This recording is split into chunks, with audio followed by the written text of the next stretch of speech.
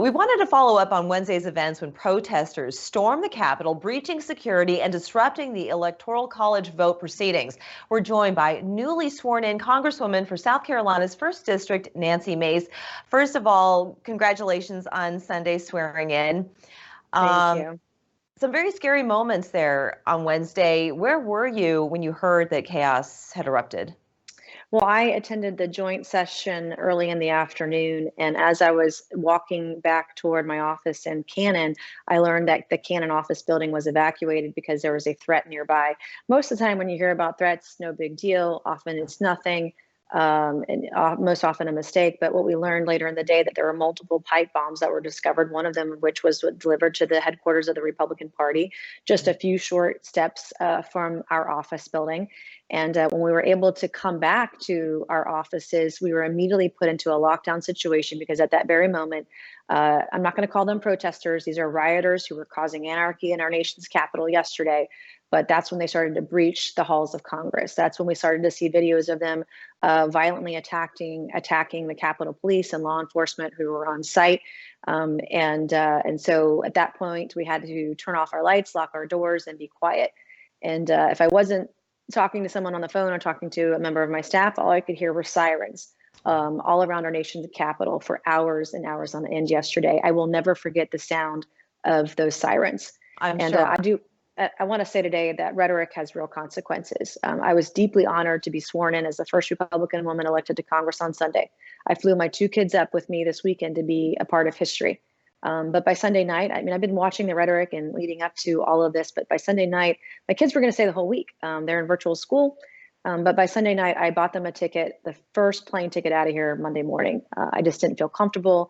Something didn't feel right. And my worst fears were realized yesterday. Let me ask you, rhetoric from whom? From the top down, from the president all the way down to some very far right fringes of my own party even. I do want to acknowledge that we've seen violence from the far left over the last 6 to 9 months through Antifa burning down our cities, attacking people. We saw it in May in the King Street riots. Just as I condemned that violence back then, I am equally condemning it yesterday and today, and for as long as I need to ensure that we have a stable country, that we follow our Constitution and the rule of law. Because growing up, I'm a Republican. Republicans are supposed to support the rule of law. We're supposed to support our law enforcement, not attack them. And we cannot overcome violence from the far left by having violence on the far right. 2 wrongs do not make a right, which is why I've been very strong with my language over the last 24 hours. My kids and my country are worth preserving. Our Constitution is worth preserving. And this vote yesterday to certify the Electoral College was largely ceremonial.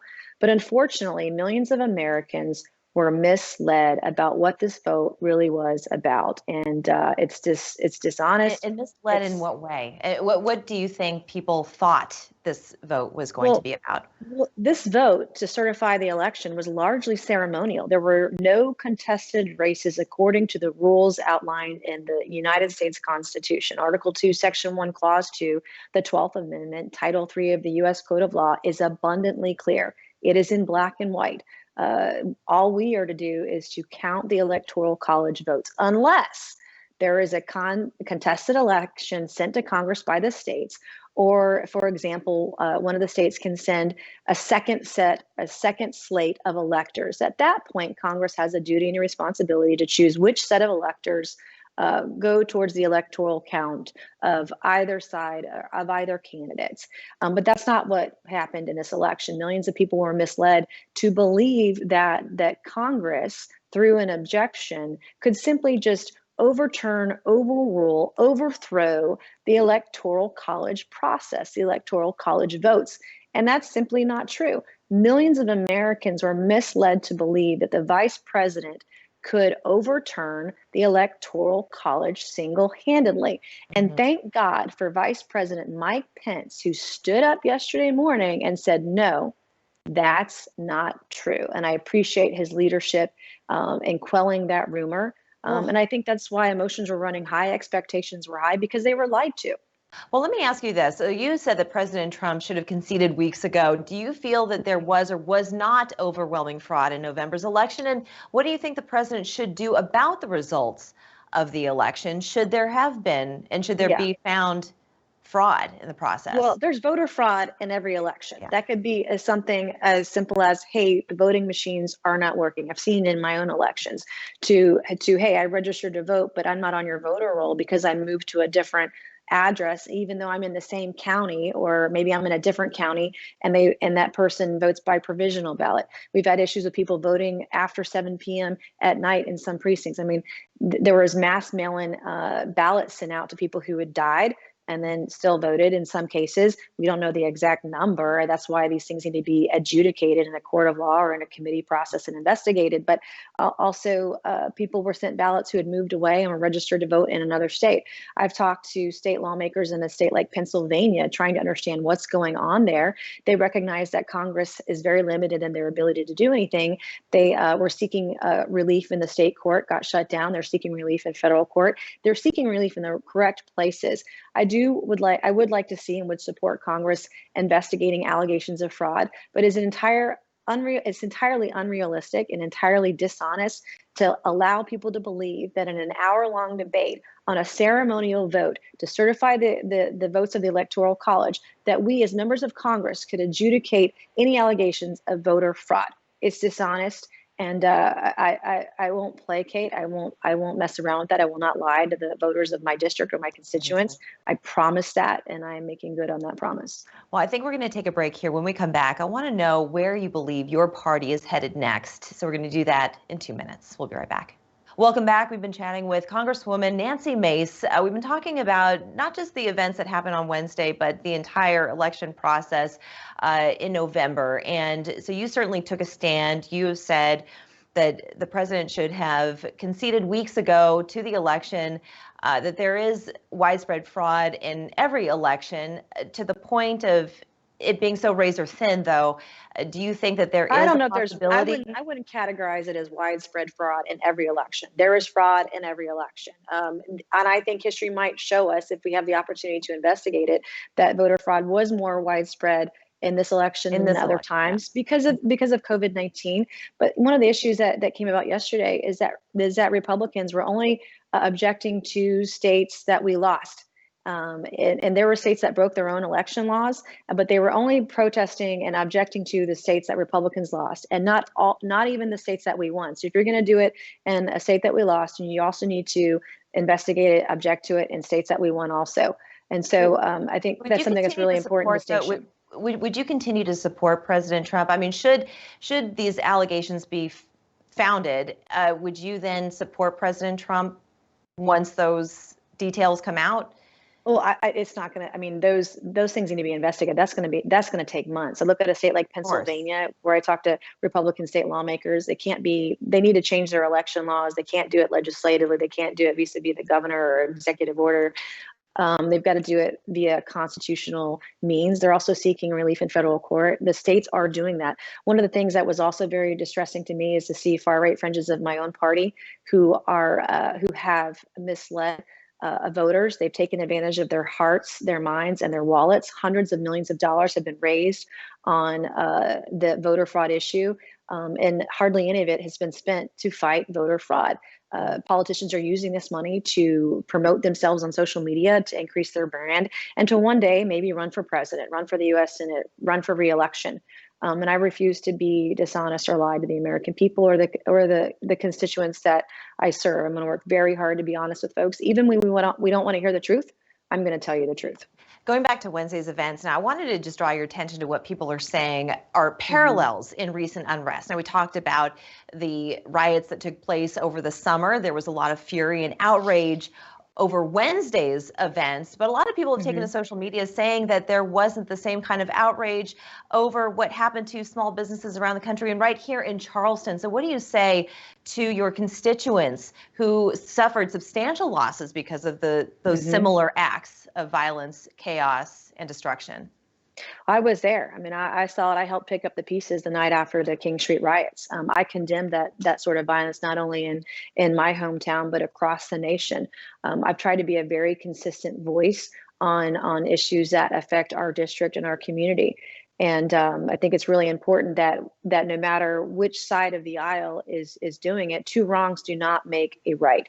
You cannot solve violence by advocating for more violence, and rhetoric has real consequences. I was harassed or accosted on a street in DC on Tuesday night, and I'm so grateful that my motherly instincts kicked in this weekend when I said, "Hey, I don't like the way this rhetoric is going. Something bad might happen on Wednesday," and I put my kids on the first flight home on Monday morning.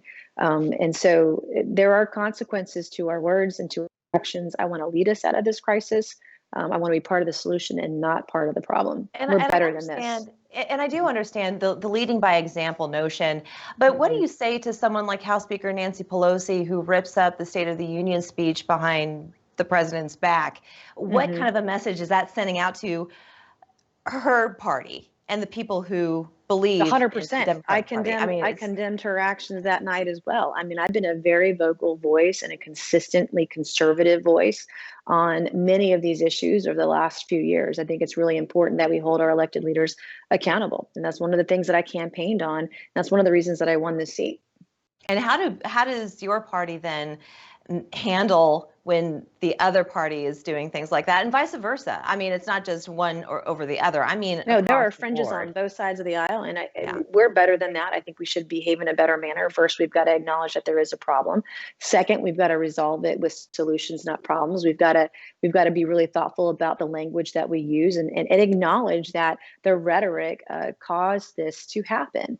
And as long as we can do that and take responsibility for our actions as a party, then I think that we can have a better outcome in all of this. One of the things that I've been very upset about over the last 24 hours also is that the legacy of President Trump over the last 4 years, everything that he's accomplished policy-wise, low taxes, job growth. The first congressional district had an unemployment rate pre-COVID of 1.86%. Our small businesses were being tremendously supported. If you wanted a job, you had a job. During the pandemic, the federal government was able to knock out multiple vaccine solutions to the pandemic, 10 months instead of the usual 10 years. And so there was a lot of good things that happened over the last 4 years that have now been wiped out by the events of yesterday. Now, last couple of questions for you. Now that Jon Ossoff and Raphael Warnock are the victors in Georgia's Senate runoff, how does your party reconcile that the Democrats are now in charge of the White House and both chambers of Congress? And what do you set out to do on behalf of your constituents over the next 2 years? We need to acknowledge that we lost this race through our own fault. You cannot tell voters that your vote doesn't count, that the election is rigged, and expect them to come out and vote. If we tell the voters to stay home, they're going to stay home. There are ways to adjudicate voter fraud, and we've got to do it through the proper channels. I believe that there was voter fraud, and the rhetoric on the far right fringes of our nation helped us lose those Senate seats. I truly believe that. And when history looks back and sees what happened, we're going to know that it was our own fault. And I want to work hard. I'm conservative. I'm a constitutional conservative. I vote very conservative. I have for the last 3 years, and I will continue to do so in the future. But we've got to do a better job of reaching across the aisle and trying to find ways that we can work together, be thoughtful about what we say and how we say it going forward. And we're going to have to work twice as hard now than we did before. All the momentum that we gained in November was wiped out yesterday. It's going to be a busy 2 years. Congresswoman Nancy Mace, thank you so much for joining us today. Thank you. We're back after this.